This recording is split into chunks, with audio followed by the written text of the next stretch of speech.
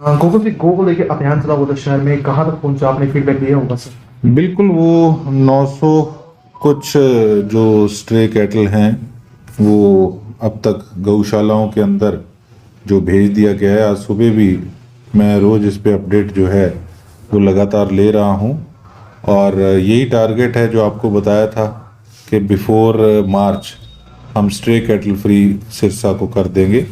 और जैसे आज की बात है, आज 36 पशु जो हैं वो गौशालाओं में भेजे गए हैं। तो रेगुलरली चल रहा है, 900 के करीब, 900 से ऊपर ही हैं जो हमने स्ट्रे कैटल अब तक यहाँ से गौशालाओं में भेजने में कामयाब। तो वजह क्या है सर, कहाँ से इतने गोवंश आ रहे हैं सड़कों पे? कुछ समझ में नहीं आ रही सर। देखिए, अब एक बार तो शहर के अंदर जहाँ जहाँ काफ़ी समय से पता ही था कि किस एरिया के अंदर ज़्यादा स्ट्रे कैटल हैं, तो अभी वहाँ पे अभियान चलाया हुआ है। और मैं ये कहूँगा कि वाकई कहीं ना कहीं साफ तौर पर हमारे डिप्टी कमिश्नर सीरियस नहीं है इस चीज़ को लेकर। मैंने डिप्टी कमिश्नर को 1-2 बार लेटर लिखा कि आप ऑर्डर जारी करो, जो डेयरियाँ बिना परमिशन के चल रही हैं, जिन्होंने 100 पशु रखे हुए हैं थ्रेड के ऊपर, और वो रिहायशी इलाका है, तो कहीं ना कहीं it's a failure of deputy commissioner as well कि वो इस पे कोई स्टेप क्यों नहीं उठा रहे। और वहाँ पर जाके हाल देखिए। मैंने तो विधानसभा के अंदर भी ये बात उठाई थी, किस चीज़ का प्रेशर है उन पे। तो बात तो देखिए, काम तो सही ढंग से चलेगा तभी मज़ा आएगा। अगर आंख पे हम पट्टी बांध कर बैठे रहेंगे, किस चीज़ की वेट है, किस चीज़ की प्रतीक्षा है। मैंने तो विधानसभा में भी उठाया और मैंने बकायदा लेटर भी लिखा, मेरे पास बकायदा उसका सारी डिटेल पड़ी। आप डिप्टी कमिश्नर से पूछिए क्या डील है, वो क्यों नहीं कर रहे अब तक। सर, डीसी पार्क के भी पास का मामला है, पार्क की दीवार तोड़ को वहाँ पशुबाड़ा बनाया गया सर, ताला भी मारा गया गेट के ऊपर।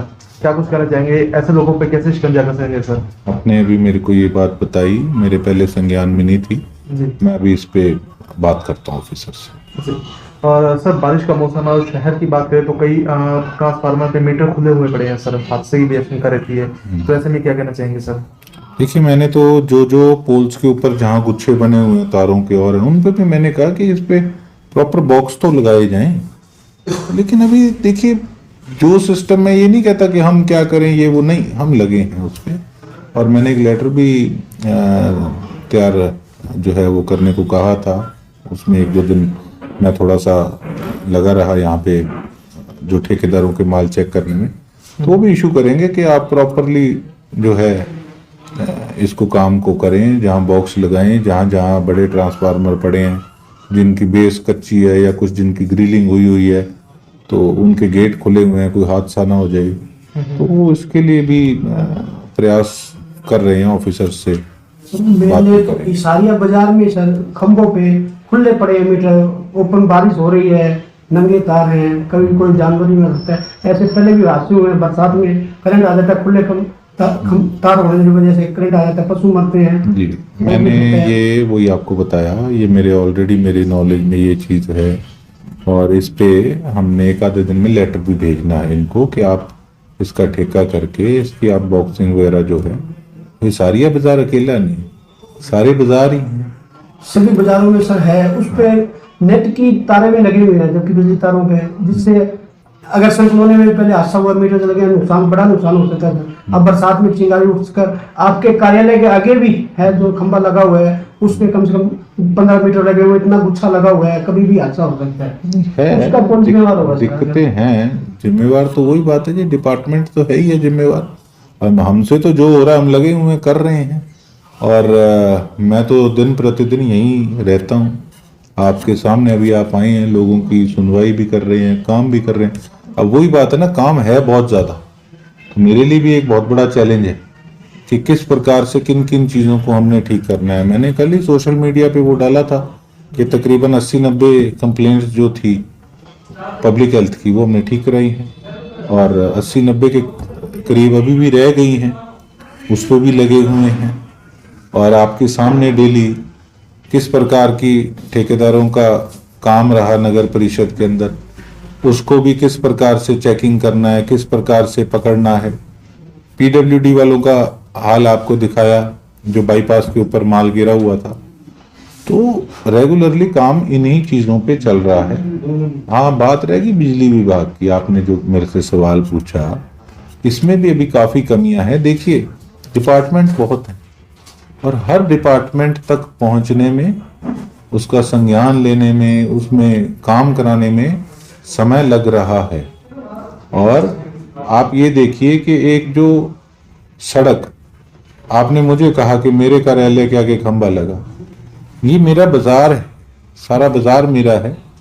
आप ये देखिए कि मेरा भी यहीं ऑफिस है, हमारे एक्स-एमएलए साहब का भी यहीं ऑफिस है। तो आप देख सकते हैं कि दिक्कत परेशानियां ऑलरेडी शुरू से ही थी। लेकिन मैं ये समझता हूं कि हम एक भी दिन व्यर्थ नहीं कर रहे प्रोग्रेस के लिए कि कोई भी उसमें रुकावट आए, हम लगेंगे। ऑटो मार्केट का मामला आपने उठाया था, सड़क में भ्रष्टाचार था, कहाँ तक पहुंचा सर मामला, क्या इंक्वायरीज रही उसकी? जी, वो बात हुई मेरी, आज भी जेई का भी मैसेज आया और भी आई। वो कहते जी ठेकेदार जब कमेटी आते हैं, कई ठेकेदार ऐसे हैं जिनके पास कई प्रकार के टेंडर हैं, कहते जी इसको पता लग गया था कि ये माइनस में है, तो वो 2 फुट की मिट्टी डलनी थी, तो उसने, उसकी लेबर दूसरे ठेके से फ्री बैठी थी, उसने ऑलरेडी वहां लगा के वो मलबा खींच दिया।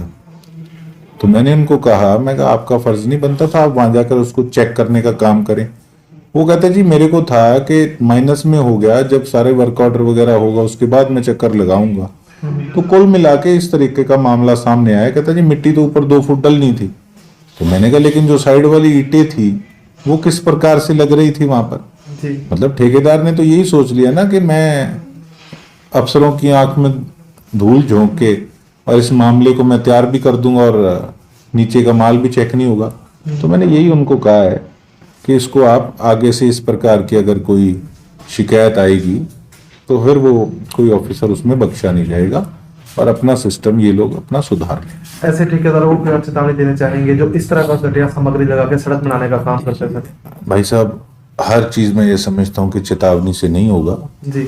और फिर आप पत्रकार साथी भी लिख लेते हो, आज उसने गोकुल सेतिया ने धमकाया, आज ये करा वो करा। तो देखो, बात धमकाने की नहीं होती। मेरे को दुख होता है, मुझे दर्द होता है कि जब लोगों का पैसा इस प्रकार से खराब होता है।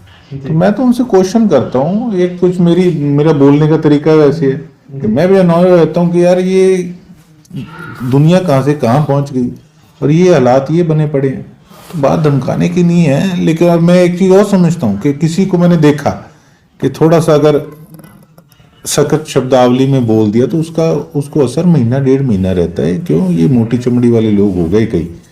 तो इनको, मेरे को ये लगता है कि जो अभी 100 में से 30% जो हैं ठेकेदार, वो भी लाइटली ले रहे हैं। तो कोई बात नहीं, एक बार उनको ट्रेलर दिखाएंगे बड़ी जल्दी, उन्हीं के काम के अंदर, उन्हीं के महकमे के अंदर।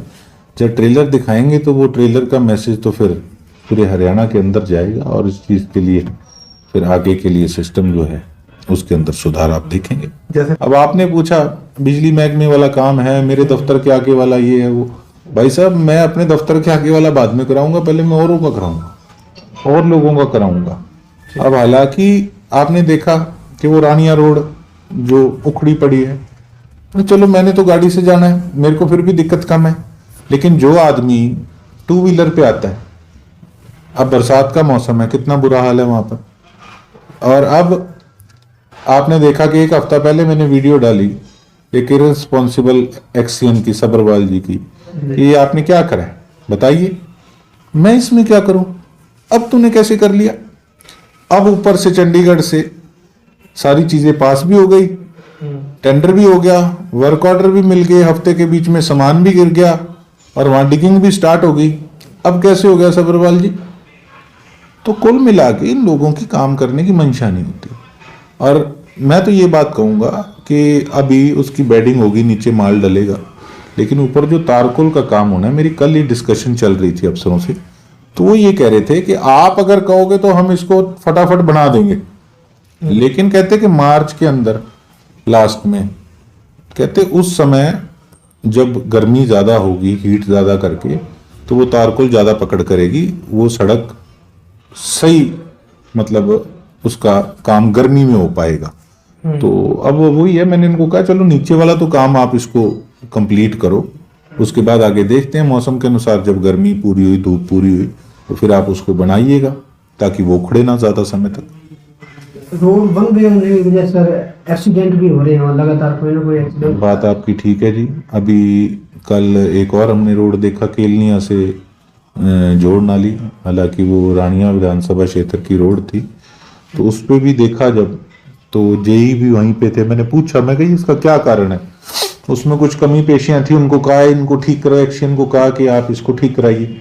और अर्जुन चौटाला जी से भी इस बारे में मेरी फोन पे चर्चा हुई थी कि जी ये हमारी विधानसभा से आपकी विधानसभा में ये रोड जा रही है, तो उसके अंदर भी यही था कि सर्दियों में बनाई गई रोड तो वो इतनी कामयाब नहीं हो पा रही। तो मैं ये सोचता हूँ जो उन्होंने टेक्निकली बताया कि अगर गर्मी में बने तो इसकी ज्यादा मजबूती रहेगी। कई बार सर सड़क टूट भी चुकी है, धंस भी चुकी है वहाँ। देखिए ऐसा है कि मैंने कल ही एक सुबह भी लाइव किया वहाँ पर, मैंने पब्लिक हेल्थ वाले भी बुलाए बाईपास पे। वहाँ पे मैंने कहा कि ये गड्ढा 50-60 फुट का मुझे बताया गया, आगे गया नहीं नहीं सर कमाल कर रहे हो 25 फुट ही है। मैं कहा ठीक है फिर बंदा बच जाएगा, मतलब गिर जाएगा। तो यार ये कोई बेतुके जवाब दे रहे हो आप लोग। 25 फुट गड्ढे को आप समझते कुछ नहीं है, 1 साल से ऊपर हो गया वहां पे काम नहीं हो रहा। पीडब्ल्यूडी वाले कहते हैं हम तैयार हैं करने को, हमें वहां से आगे से एनओसी वगैरह पब्लिक हेल्थ से नहीं मिल रही। तो कल उनको मैंने ये निर्देश दिए हैं कि आप इसको एज सुन एज पॉसिबल ये काम होना चाहिए, आप इसको यहाँ पे नीचे पहले पब्लिक हेल्थ वाले इसको ठीक करें और उसके बाद उसके ऊपर सड़क बने। सरकारी नौकरी चाहिए, चलो आईसीएस। 1 साल की फीस 6,000 रुपए। हमारे रहते आप बेरोजगार क्यों हैं? सरकारी नौकरी की सबसे अच्छी तैयारी, सबसे अच्छे अध्यापक, सबसे कम फीस, हरियाणा का नंबर 1 कोचिंग सेंटर आईसीएस। संजीवनी अस्पताल बाल एवं शिशु रोग, general surgery, plastic surgery, neuro surgery, नेत्र रोग, फिजियोथेरेपी, स्त्री एवं प्रस्तुति रोग, हृदय एवं शुगर रोग, हड्डी एवं जोड़ रोग, कार्डियोलॉजी, दंत रोग, इमरजेंसी चिकित्सक सुविधाओं में एक भरोसेमंद नाम है। ICU, NICU, cath lab, hair transplant, private कमरे, urology, CT scan, laparoscopy, accident, trauma, heart attack, जले का इलाज, डायलिसिस की सुविधाएं उपलब्ध हैं। सभी मरीजों को खाना फ्री दिया जाता है। आयुष्मान भारत हरियाणा सरकार और रिटायर्ड फौजी भाइयों के इलाज, इंश्योरेंस और टीपीए पैनल पर सभी सुविधाएं उपलब्ध। पूछताछ मोबाइल नंबर 7027566691